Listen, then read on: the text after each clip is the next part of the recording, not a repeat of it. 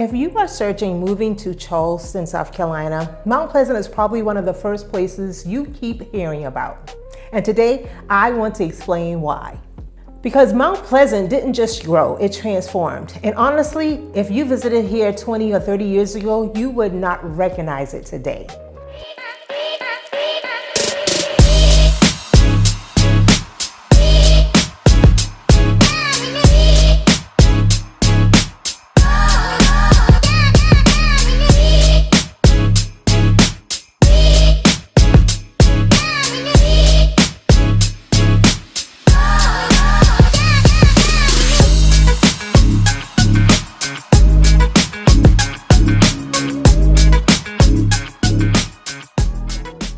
Before we start, this video is part of my Charleston Then versus Now series where I break down each town around Charleston so you actually understand what living here feels like before you move. So if you're researching Charleston or planning to relocate to Charleston, subscribe and follow along because each video will help you narrow down the right areas for you. First, let me orient you. Mount Pleasant sits directly across the Cooper River from historic downtown Charleston. You cross the Ravenel Bridge and you're there in minutes. So it gives you quick access to downtown, but you're not living in the historic district from the tourist parking issues and older homes that need constant maintenance. Now here's the part most buyers relocating don't know. Mount Pleasant used to be a quiet coastal town. Fishing families, boat landings, marsh views, small local restaurants. It was not a polished suburb. The main road through town is called Highway 17. Today, it's a major commercial corridor filled with shopping centers, restaurants, grocery stores, medical centers, and offices, and basically anything you could need day to day. But years ago, driving down Highway 17, you mostly saw trees and open land. You could go long stretches without any major development. One of the biggest indicators of growth is a highway called Interstate 526. Today, it connects Mount Pleasant to the airport area, North Charleston, and the rest of the metro regions for easier travel. And one of the earliest planned neighborhoods was Sneed Farm.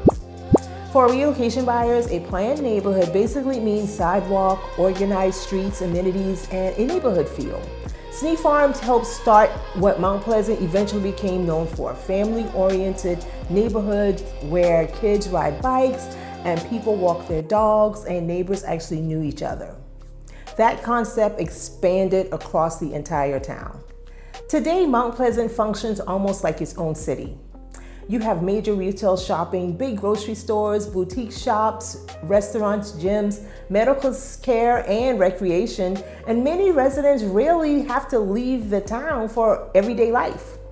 It's extremely popular with families because of parks, sports league, sidewalks, and neighborhoods built around community living. You get suburban convenience while still being 10 to 15 minutes from historic Charleston and about 10 minutes from Isle of Palm Beach. And here is what's really shocked buyers. Mount Pleasant used to be considered the more affordable alternative to downtown Charleston. Can you believe that? Now it's one of the most expensive suburbs in the entire region. Home prices have climbed dramatically over the last decade. Homes that were once entry-level homes for families now sell for hundreds of thousands more. And many neighborhoods were approaching or exceeding $1 million. Why? Because demand keeps increasing and there is limited land left to build.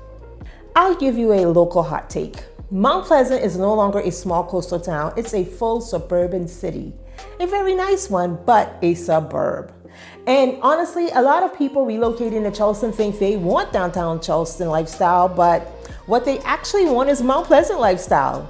They want convenience, organized neighborhoods, and newer homes, even if they don't picture themselves in a suburb. Now, the trade-off is traffic. Mount Pleasant is incredibly convenient for daily living until everyone tries to leave at the same time.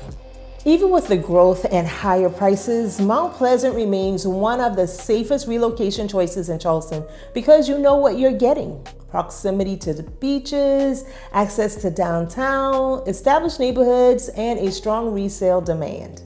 So, Mount Pleasant went from a quiet coastal fishing community to one of the most desirable places to live in South Carolina. And understanding that growth helps you understand the pricing. You're not just buying a house here, you're buying location, lifestyle, and long-term demand. If you're trying to figure out whether Mount Pleasant fits your lifestyle or budget, reach out to me. I help a lot of out-of-state buyers narrow down the right area before they even visit. Subscribe and follow this series because I'm walking through every major Charleston area one by one. Each town here lives completely different, and most people pick the wrong one simply because they didn't know the differences yet. The next video might actually change where you decide to live.